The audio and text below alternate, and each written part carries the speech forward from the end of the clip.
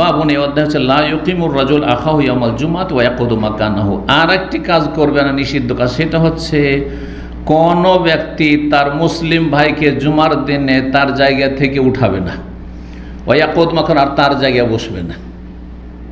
Senior মানুষ, আলেম মানুষ, হ্যাঁ হজরতজি অথবা হাজি সাহেব, হ্যাঁ গ্রামে মসজিদের মুতাওয়াল্লি সাহেব, অথবা প্রভাবশালী নেতা চেয়ারম্যান সাহেব, মেম্বার সাহেব অথবা এমপি সাহেব, প্রভাবশালী, আর একটা গরিব গিয়ে আগে গিয়ে মসজিদে বসে আছে, এই সরিয়ে দিয়ে ও নিজে বসে গেল, এটা না জায়েজ, হারাম, জায়েজ নয়।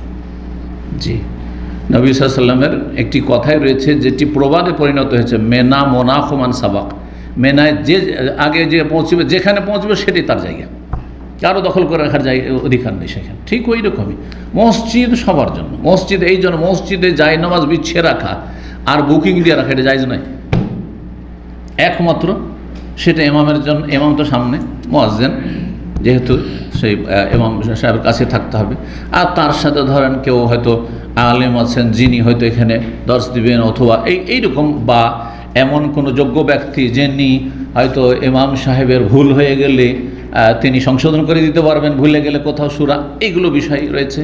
তারপরে ধরেন ইমাম সাহেবের কোনো এমার্জেন্সি হয়ে গেল, তখন ইমামের কাছে ইমামতিটা চালিয়ে দিতে পারবেন। এইরকম লোকগুলির ক্ষেত্রে যদি একটি দুটি জায়গা থাকে সেটা। কিন্তু কোনো ব্যক্তি আগে থেকে মসজিদে একটা জায়নামাজ বিছিয়ে চলে এসছে, আমি সকালবেলা ফজরে বিছিয়ে চলে এসেছি, আর জুমাতে আমি 11টার সময় গিয়ে ওখানে গিয়ে বসবো না, এটা মোটেই ঠিক জায়েজ নয়, নিষেধ। জি, এটা এই নিষেধাজ্ঞার অন্তর্ভুক্ত। কোনো ব্যক্তি নিজের ভাইকে উঠিয়ে দেবে না জুমার দিনে, ওয়ায়াকুদু মাকানাহু, তারপরে সেখানে বসে যাবে, এমন কাজ করবে না। 911 নম্বর হাদিস বর্ণনা করেছেন আব্দুল্লাহ বিন উমর রাদিয়াল্লাহু তাআলা আনহুমা থেকে, নাফে, ইমাম নাফে রাহিমাহুল্লাহ তাবেঈ, তার ছাত্র ছিলেন এবং তার স্বাধীনকৃত গোলাম মাওলা ছিলেন।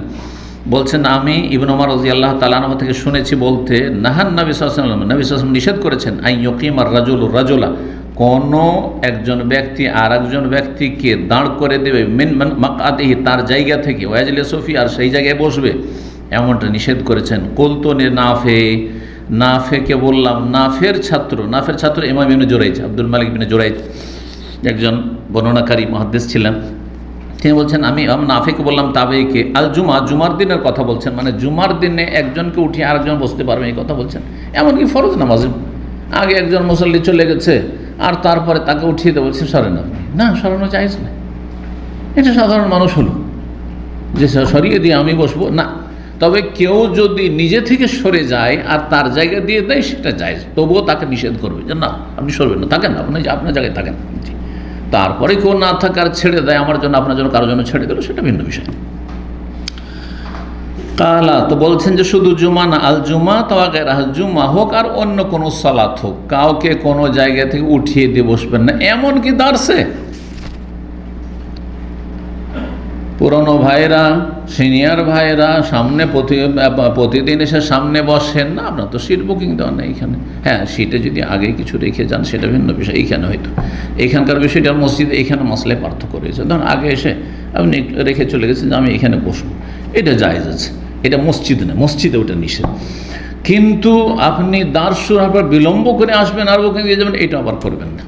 অনেক সময় অনেক ভাই হয়তো কোনো দায়িত্বে থাকেন, ডিউটি থাকেন, যেমন বাইরে খাবার আসছে বা কিছু রিসিভ করতে হবে, সেটা ভিন্ন বিষয়। কিন্তু এমনিতেই আপনারা লেটে আসবেন আর সামনের দিক বুকিং দিয়ে রেখে দেবেন, এইটাও অপছন্দনীয়, পছন্দনীয়। মসজিদে হইলে নিষেধ, মসজিদ হলে একেবারে নিষেধ। আর যদি অন্য জায়গা হয় তাহলে কাউকে উঠিয়ে বসতে পারবেন না। হয়তো এখানে দার্সে আপনি জায়গা ধরে রাখতে পারেন, এসার আগে এসছেন জায়গা ধরে আছেন, এইটা তো জায়েজ আছে, কারণ এটা মসজিদ নয়। কিন্তু আপনি আসলেন পরে একজন বসে আছে, চলেন আপনি একটু ওখানে বসে, আর তারপরে আপনি সামনে বসে গেলেন, না এটা জায়েজ না, এটা নিষেধ। সাহাবায়ে কেরাম কোথায় বসতেন? হাইসু ইয়ানতাহিল মাজলিস, হাদিস, যেখানে মজলিস শেষ হয়েছে, লোকজন বসে আছে আর যেখানে বসা শেষ হয়ে তার পিছনে বসে যেতেন, যে কেউ আসতো এভাবে বসতেন। তো এই ছিল হাদিস।